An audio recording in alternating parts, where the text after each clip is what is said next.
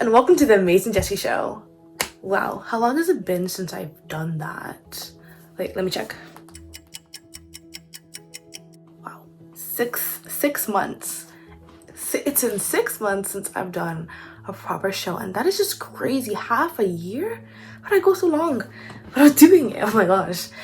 Well, I am happy to be back. I'm happy school's over. I'm happy I can just do this, and no more breaks, no more stops. We're just full speed ahead, and I'm so excited to get into this new show with you guys. So let's get into it. So today I want to talk about endurance, which is really timely for this show, as it's my first show in 6 months, as I wasn't able to endure. Well, in my situation anyways. So what is endurance? Endurance is the ability to endure unpleasant or difficult process or situation without giving way, which is what I wasn't able to do. I wasn't able to endure. And the problem with lack of endurance is that it gives way. What does it give way to? It gives way to failure. It gives way to stagnancy. It gives way to confusion. It gives way to you going onto the wrong path. Lack of endurance gives way to the wrong things because you refuse to keep going. The truth is, at the start, everyone is excited, everyone is energized, everyone is fully ready to do this.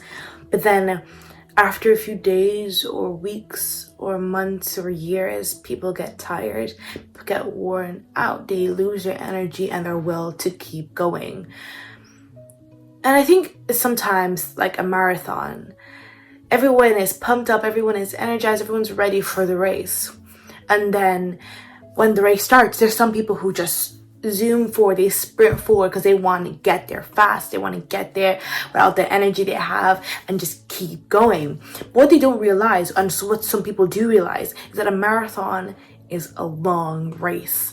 A marathon is not a sprint. A marathon, like life, it's a journey, really. So then those smart people who realize that know that the start is not where you need the most strength. The start is not where you need the most energy. When you need the most strength and energy and speed is when everyone starts to slow down, everyone starts to lose their energy. That's when you come out of nowhere and you conquer, because you might have been at the back, you might have been slow, but you were steady because you realize that, like a marathon, life is like a mountain, and that the further you go, the steeper it becomes, and the more strength you need to keep going.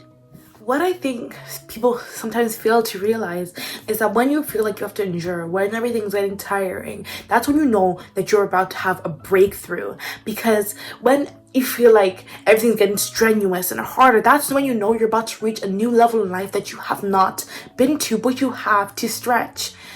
There's in my neighborhood, there's this park, and in this park is like a set of steps, and like each step is really long until you reach the next step. So sometimes we used to run on the steps. So when you're running, you run on the step and you have to jump to the next step, and you have to jump to the next step, and the higher you go, the more tiring the jump is. And sometimes I think that life is like that. It's a mountain of steps, and the higher you go in life, the more strength you have to put into it, because it's a higher, newer level. And that's why some people quit, because they can't endure the jump. But what I need everyone to realize is that we're not jumping for no reason. We're not stretching for no reason. We're not jumping to stay on the same level. We're not enduring to stay on the same level. Every jump you take takes you to a new level. Endurance isn't futile, because people who endure, they conquer. People who endure are always reaching the next level. And as Christians, to endure, we need God. Because whether you like it or not, those hard times, those enduring times are hard. But the only thing that gets people through those times is that they have something to hold on to. They have something to assure them. They have something they can have faith in. And of course, as Christians, we don't need something physical to have faith. But to have faith in God, you need to know God. To have faith, you need to be able to rely on God. So what I want to say is that as Christians, to get through those times, we need to know God. We We need to know that God is our helper. We need to know that God is our healer. We need to know that God is our deliverer. We need to know that God is our provider. We need to know that God is our protector. We need to know that we can rely on God, because if we don't know why we should rely on God, we don't rely on God.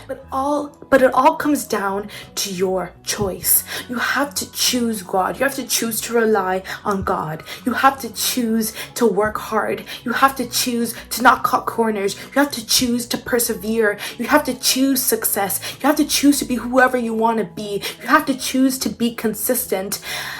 And your actions today make that choice for you every day. And yes, some days will be tiring. Some days you may not be able to find the strength, but that's the thing about endurance. It's not just about having the strength to keep going, but it's about when you keep going, when you can't find the strength. In conclusion, yes, there will be hard times. Yes, there will be pressure, but remember that no diamond ever became a diamond without pressure. Remember that no iron sword ever became an iron sword without being thrown into the fire. Remember that no winner ever became a winner without enduring. So that's the end of my first show after 6 months, and I hope you all enjoyed, and I hope I encouraged you to not be like me and to endure. It's always worth it to endure. There might be stuff around you telling you to give up, to let go.